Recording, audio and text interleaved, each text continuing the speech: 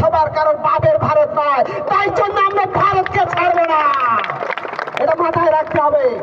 তো তারপরে ভাই জানেন আমার, যারা আমার শুনছেন, আপনারা কেউ বাড়ি যাবেন না, যার জন্য অধীর আগ্রহে বসে আছেন সেই মহামানব, সেই যুবকদের আইকন, সারা বাংলা সংখ্যালঘু যুব ফেডারেশনের সম্পাদক মাওলানা কামরুজ্জামান সাহেব এসে গেছেন, তাল দিতে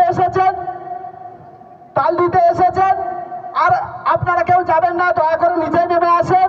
দাদা খুব মূল্যবান কথা বলবেন, আমরা শুনে যাবো আশা করি। বিশেষ করে আগামী 26 তারিখে যে মুসলিম পার্সোনাল ল বোর্ডের যে সভা ডাকা হয়েছে ব্রিগেডে, আমরা সবাই যাবো তো? ইনশাআল্লাহ কলকাতায় ওই দিন আমরা স্তব্ধ করে দেব, কোন গাড়ি ঘোড়া চলতে দেব না, আমরা বুঝিয়ে দেবো মুসলমান আমরা কি করতে পারি।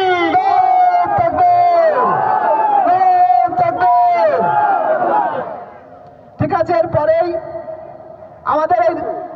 আমাদের মধ্যে আমাদের মাহফুজ ভাই সাহেব আছেন, মাওলানা মাহফুজ সাহেব, উনি অন্য জায়গায় যাবেন। কিন্তু একটা আমি আপনাদের কাছে রিকোয়েস্ট করবো দাদারা, মাত্র 2 মিনিট থেকে 3 মিনিট নেবেন, কেন সবাইকে দিতে হবে, এইটা একটু মাথায় রাখবেন আমাদের বলতে।